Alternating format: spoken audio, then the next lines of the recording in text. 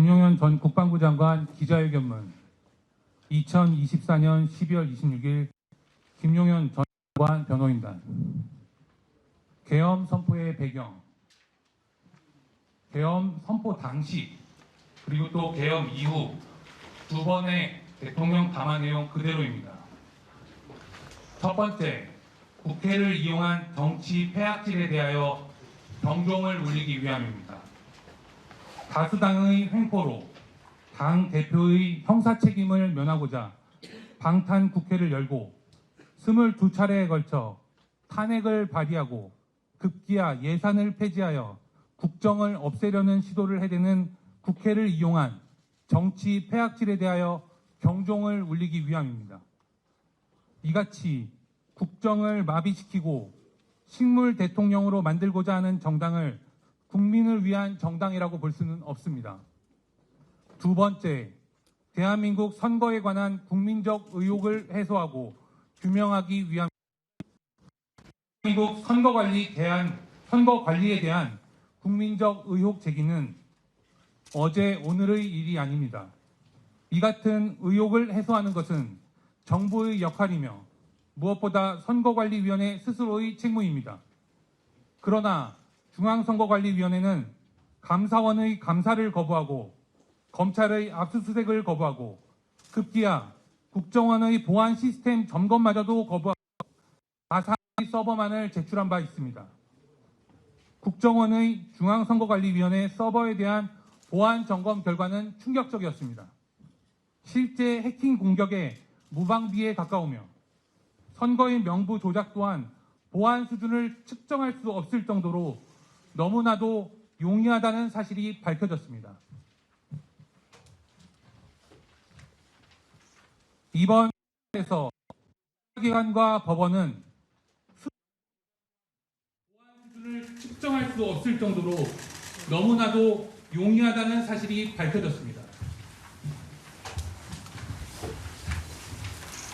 이번 수사에서 수사기관과 법원은 수차례의 고발 사건 그리고 선거 무효 소송 등을 통하여 부정선거 의혹은 해소된 것을 기정사실화하고 있습니다. 그런데 대한민국의 그 누구도 중앙선거관리위원회 서버의 실무를 수사, 조사, 검증한 예는 없습니다. 소송이나 수사로 더 이상 이 문제가 해결되지 않는다면 특별한 조치를 통하여 이를 확인하여야 하는 것은 대통령의 책무라 할 것입니다. 세 번째, 우리 사회 곳곳에 진지를 구축하고 암약하는 종북 주사파, 반국가 세력을 정리하여 자유대한민국을 미래 세대에게 물려주기 위함입니다. 반국가 세력은 사회 각층에 암약하며 여론을 조작하고 전국 불안을 선동하며 국가 전복을 획책하고 있습니다. 자유대한민국은 건국 이래로 이 같은 세력들의 위협에 끊임없이 시달려왔으며 이 같은 위협을 그대로 방관한다면 국가가 전복될 것이라는 예상은 얼마든지 할 수 있는 것입니다. 공산주의의 허국, 전체주의의 위험은 이미 증명되었음에도 여전히 위험한 허구 이념에 사로잡혀서 자유대한민국까지 전복할 수 있다고 믿고 그것을 시도하는 세력들은 여전히 우리나라 곳곳에 건재합니다. 이들로부터 대한민국을 지켜 미래 세대에 물려주는 것은 이 시대의 통치권자의 사명입니다. 이어서 비상계엄이 내란에 해당할 수 없다는 점에 대해서 말씀드리겠습니다.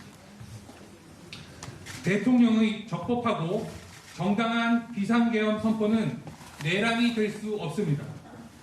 헌법은 국회, 법원과는 달리 대통령에게만 비상계엄을 선포할 수 있는 권한을 규정하고 있습니다.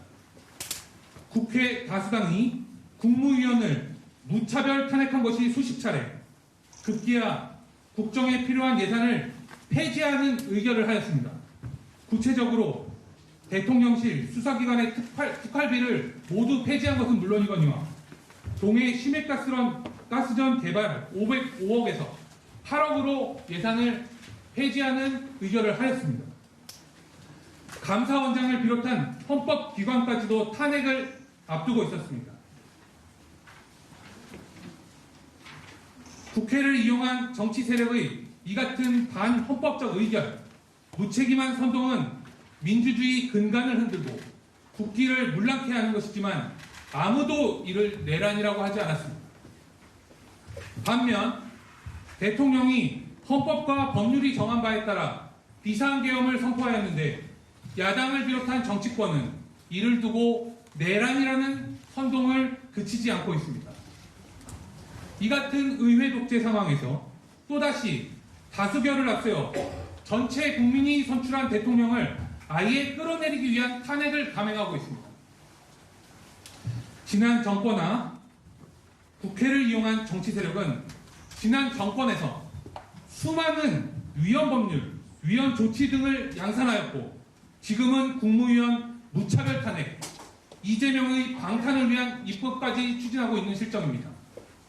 이 같은 국회를 이용한 정치 세력의 폐악질에 대하여는 단 한 번도 법률의 책임을 물은 예가 없습니다. 그에 따른 비상사태는 지금도 심화되고 있습니다. 이번 비상계엄의 해제 또한 국회 해제 요구에 따라 적법하게 해제한 것은 분명한 사실입니다. 더불어민주당이 탄핵, 예산에 관한 권한은 국회의 정당한 권한이라 주장하면서 헌법상 대통령의 비상계엄권은 내란이라 주장하는 것은 그 자체로 모순된 주장일 뿐만 아니라 늘 그래왔듯 선동을 통하여 국민이 선출한 대통령마저 끌어내리겠다는 중대한 내란 시도가 아닐 수 없습니다. 비상계엄의 비상사태인지 여부는 그에 대한 판단은 전적으로 대통령의 고유 권한입니다. 100번 양보하여 사법통제의 대상이 된다고 보더라도 전체 국민이 투표로 선출한 대통령의 통치권을 존중하여야만 하는 것이 법원의 의무입니다. 외신은 작금의 사태에 대하여 민주주의 작동이라 보도하고 있습니다. 즉, 계엄을 선포하고 계엄 해제 요구를 통하여 계엄 해제된 지금의 상황 전체를 지칭하며 이같이 보도하고 있습니다. 계엄은 경종을 울리는 차원이었으며 사상자가 전혀 없었고 계엄 해제 이후 각 지휘관의 통제하에 질서 있는 철수를 한 것이 명백한 사실입니다. 계엄 그 자체가 내란이라는 주장이 설득력을 잃자 무차별적으로 관련 없는 허위 사실을 더하여 선동하는 세력들의 행태야말로 민주주의 작동을 저해하는 것입니다. 이어서 12월 3일 대통령 계엄 선포를 하게 된 배경에 대해 말씀드리겠습니다. 현 정부 들어서 다수당의 횡포를 앞세워 국정을 마비시키기 위한 탄핵 시도가 22차례 있었습니다. 헌법기관을 탄핵하려는 시도야말로 그에 따른 책임을 부담하여야 함이 마땅함에도 탄핵 시도를 반성하기는커녕 12월 2일 감사원장 탄핵을 발의하였고 12월 4일 해당 탄핵안에 표결을 예정해둔 상태였습니다. 당 대표가 수사를 받는다고 하여 야당이 수사검사를 탄핵하는 것은 수사기관 자체를 없애는 것과 같습니다. 예산에 대한 의결권이 있다고 하여 국정을 마비시키고 행정부를 무력화하기 위하여 예산 폐지 의결을 한 것은 국정을 없애겠다는 것과 같습니다.